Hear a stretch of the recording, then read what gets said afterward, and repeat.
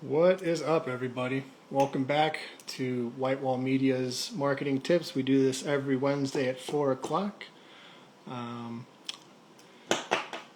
What's up, everybody? See you jumping on here.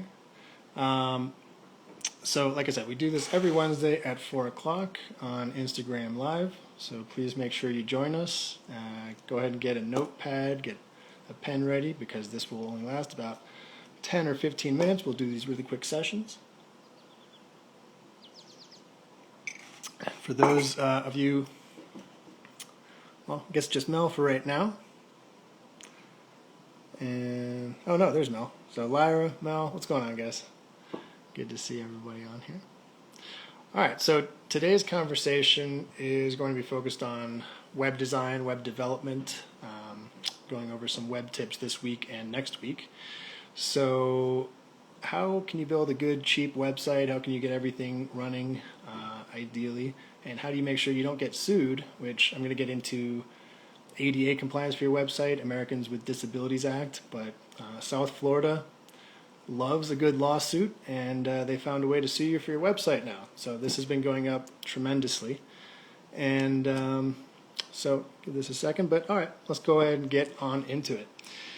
There are a lot of options for web design and development these days. It can be a bit overwhelming in a sense, but let's go ahead and make it easy. The first ones I would call drag and drop operations. These are almost as easy as Microsoft Word or any of those PowerPoint programs. You have things like Wix and Squarespace, and one of the more popular ones right now, Shopify.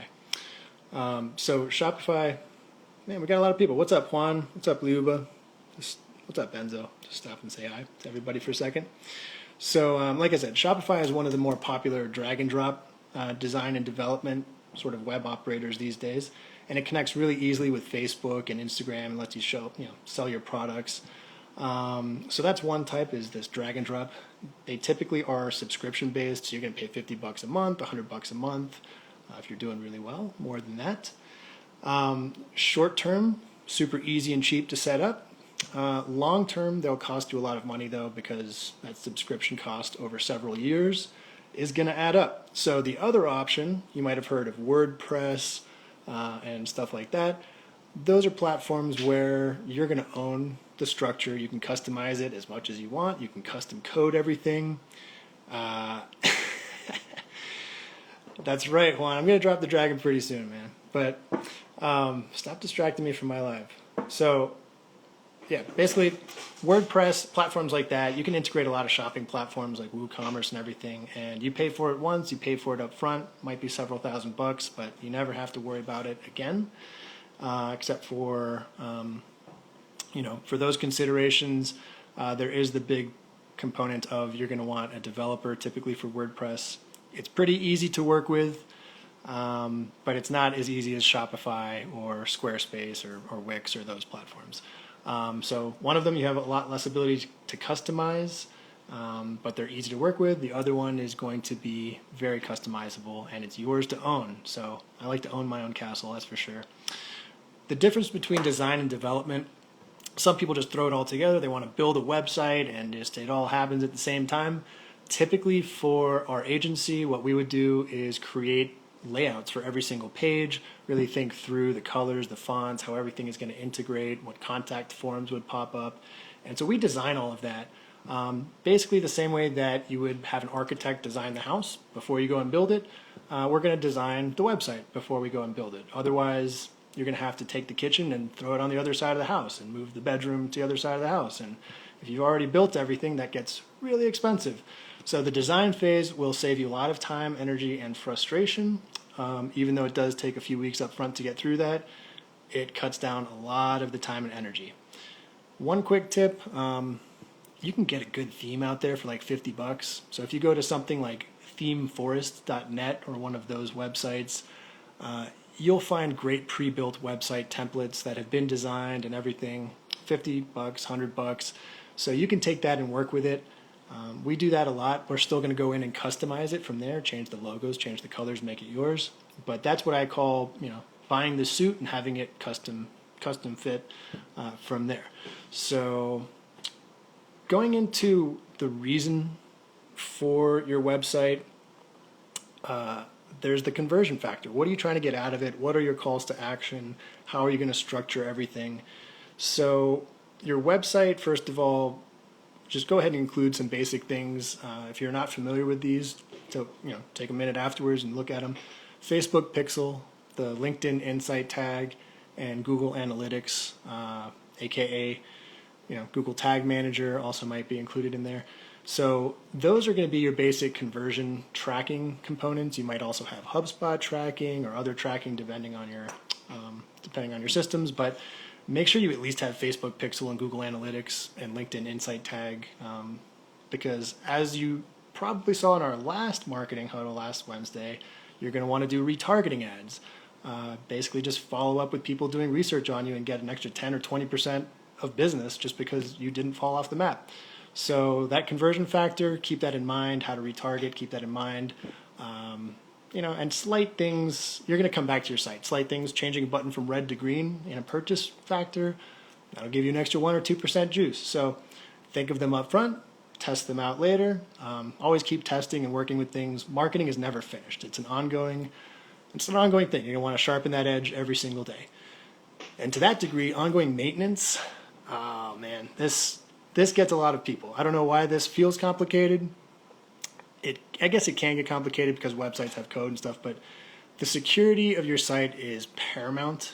Leaving old plugins, going without maintenance upgrades. So, in other words, buying a website, saying thank you, and walking away, that's fine. You can do that, but I definitely don't recommend it. Those plugins need to be updated. Things need to be refreshed so you don't have security holes in your website. So that can be really simple. Just go in once a month, go ahead and update the plugins, make sure everything's good, or hire someone to do it. What's up, Nick? Good to see you on here. So just to recap, right? So web prices. To build a website without any code, without knowing what you're doing, maybe $50 a month with one of those drag and drop programs. I really like Shopify. I think that's the one that I would prefer out of the others, but there's Wix, Squarespace, all sorts of platforms out there. Those drag and drop ones, like I said, you're not going to be able to customize them completely because it's not yours, but they're really easy to work with.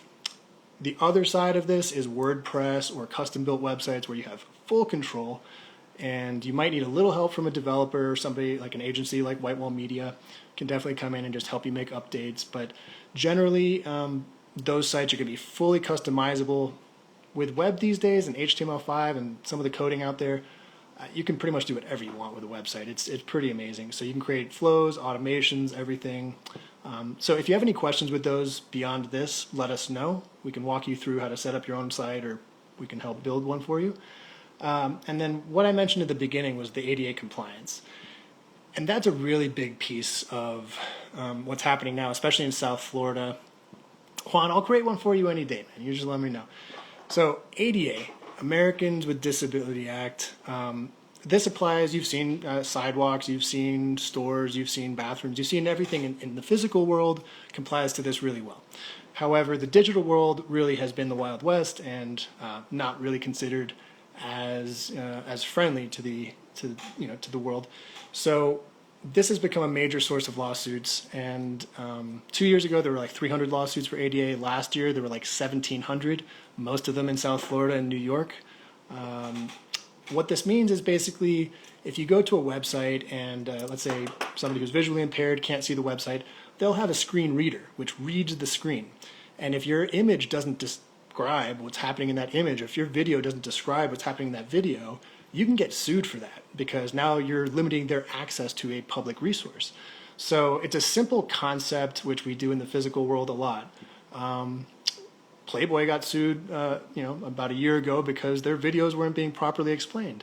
So big companies, little companies, they're being sued left and right. These can be $100,000 claims, $200,000 claims, and then you still have to go fix the website.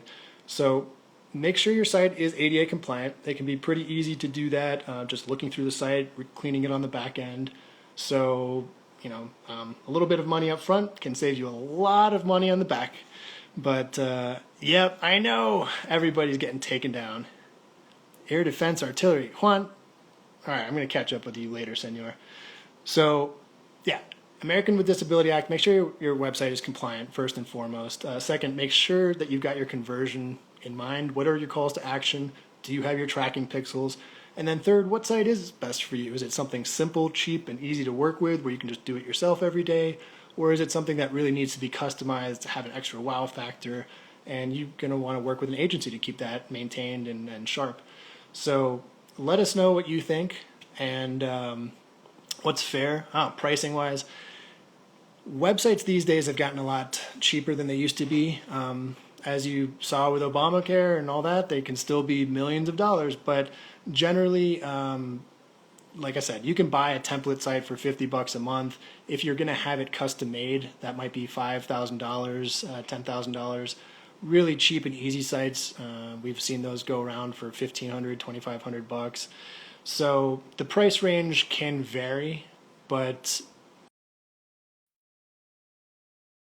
average site is going to be probably about $3,000 or $4,000 for a small business with 5 or 10 pages, a contact form, and a simple site. So that's what I would expect to be in the fair range. Then again, if you need more bells and whistles or you don't really need too much, that can change. So it's really affordable, and we do them really cheap and easy because we like to go ahead and get that that advertised and put social media out there. So if you need a site, just give us a shout. We're really much more interested in getting advertising running and everything else, so no problem helping you out with that. And other than that, just let us know if you have any questions with web, any questions with social. And like I said, we do this every Wednesday at 4:00 p.m. on Instagram Live. It's Miami time, Eastern time. So I hope you join us. Let us know what themes we can help talk about. And if there's anything in the marketing world where you just want me to go through it and give you some free advice, just send it in the DM. All right, catch you next Wednesday. Thanks, everybody.